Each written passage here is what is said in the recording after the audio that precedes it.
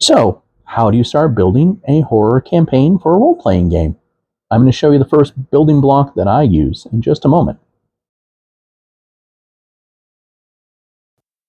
Let's talk about the building block that I use to build this horror campaign around the Waning Princes.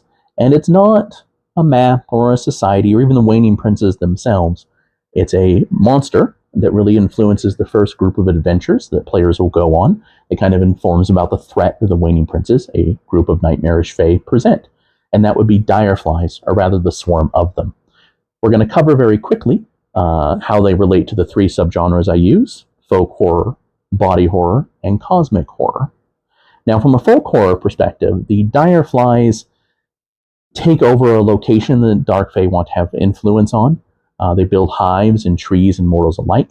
They're strange little alien insects, slightly bigger than a hornet, that are blood red and seep like a sickly red light from their abdomens. Upon close inspection, they actually have human mouths with teeth behind their mandibles. Now, when it comes to the body horror side of things, they start to infest an area, first starting in trees, but when a waning court of mortals forms, then they start infesting that cult as well, changing them, granting them different powers or devolving them. And then once there's too many Direflies in the area, they start to bore into innocent people as well. Now, on the cosmic horror side of things, besides being alien and strange and causing these weird mutations and pain, they do emit, instead of a buzzing, this kind of maddening whisper.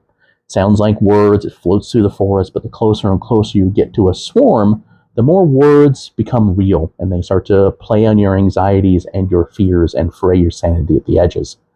Take a look up here at the stat block that I use for D&D 5e, but you can convert it to just about anything. They have illumination, they attack as a swarm, they bite and they sting, which could really hurt low-level adventurers. But their big issue is listening to the whispers, because again, it frays people's minds, it causes psychic damage, and it definitely starts to drive people crazy. You can also, of course, include rules for infection if you wanted to, whether it's, to save innocent people or to save player characters themselves if they get a hive stuck within them. And this now leads to different types of creatures that come into being because of Direfly infections that we're going to go talk about in subsequent videos. But this really, again, is that building block. It's that first creepy, hey, something's wrong, something's horrific, and it's pretty horrific when you think about it. And of course, it can trigger a lot of different phobias and strange little ickiness for people. So you want to check with folks first to make sure they're on board for these kind of games. And I hope they are. All right, well, I hope that was useful to you. I enjoyed kind of bringing Direflies to you. You can find out more at blogspot.boxofteeth.com or at www.zacharyoshay.com. Let's talk about Direflies a little bit more. In part one, we went over exactly what a Direfly is, some of its stats and abilities, how it relates to the horror subgenres that I use in the game that I'm running with the Waning Princes, which is a group of dark fae with a nightmarish and autumn theme. But now we kind of want to talk about how to use those Direflies in the world to kind of inform it and help support the horror genres that you're using. So imagine this as a set dressing. You're walking through a dark thicket. There's a little bit of fog. You're in that late summer, early fall, harvest is about to start season. And off in the distance, in the dense undergrowth, you notice this sickly red glow that seems to be floating from here to there.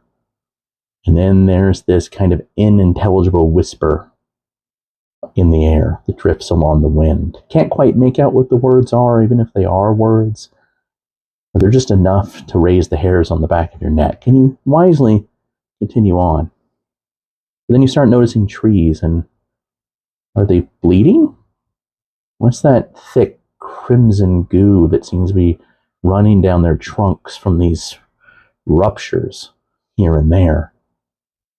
There's those same sort of little glow as there are insects that are flitting about, and the whispers, they get a little bit more clear. And you continue on further. Maybe you run across a corpse. It's a woodsman leaning against a tree, axe still in hand, but his face and his chest are just ruptured violently due to some bloody honeycomb. There's more of these insects, and suddenly it lurches as if it's going to stand up and attack, but instead it disgorges this cloud of stinging insects that bite and crawl and whisper out all your internal anxieties and future fears and start to eat at your sanity. That's Direflies. Now, of course, once players encounter them for the first time, they're definitely going to stick in the head if you use techniques like this to kind of build up the tension and the horror. And then they're going to become noticeable. There's a couple of Direflies that are flitting around a cellar door in a town, and when players go to investigate, they find a strange blood honey smeared altar that's dedicated to the Waning Princes. Or this person seems to always have them on their person. What's up with that? What are they doing? Or maybe those bleeding trees, are they moving closer? This will lead, of course, into several monsters that work around Direflies we'll be talking about soon.